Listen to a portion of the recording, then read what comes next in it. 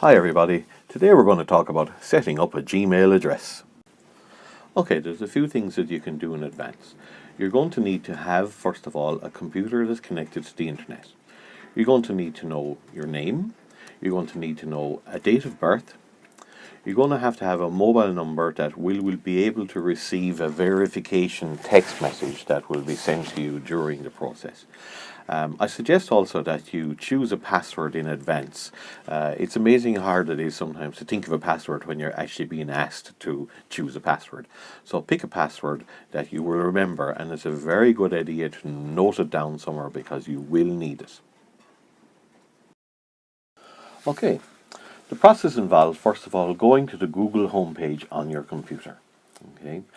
After that, you'll see a Gmail or a little sign-in area up on the top right-hand side. Just click on Gmail. You'll generally, if you don't have an account already, you'll be brought to somewhere where you will be able to see a Create an Account icon or a Create an Account link. Click on Create Account. Now you'll be brought to somewhere where you can enter your name. You'll be asked for your first name and your second name. Now you'll be asked for a username, which is going to be your actual Gmail address. Sometimes Google will pre-populate it already with one. If you want to use it, you can. But if you want to choose your own one, you can as well. Can be a bit tricky because oftentimes nowadays with so many email addresses, the email address may already be gone, so it will offer you some suggestions. Now you'll have to put in a password.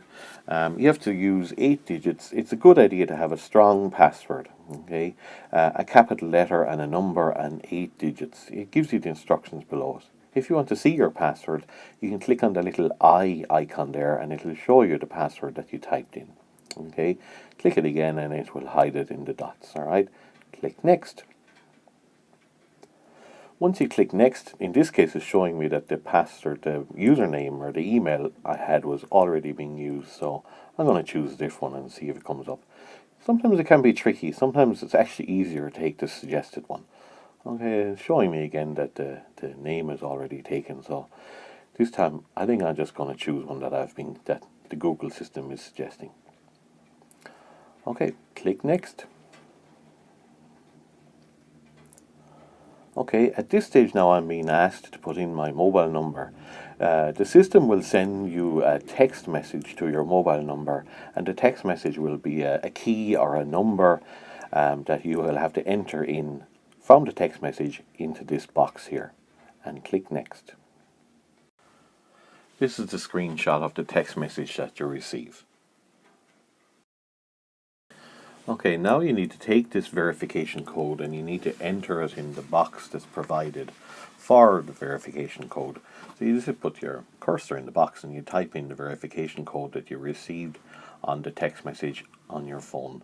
And after this you need to click on Verify. This brings you to the next screen where you're asked to provide a recovery email address. This is optional, you don't have to. You're also being asked for your date of birth, the day, the month and the year, and you're asked to provide some gender details. You can see the drop down choices that are available to you. After this you need to click on Next again. This will bring you to another area where Google are offering you some other services. You can click skip here. Next page you will be brought to an area where you will have to scroll down through and agree to the terms and conditions that Google asks you to agree to. Tick to agree to the terms of service and the processing of your information. Click on create an account and finally a box will pop up that you will have to confirm.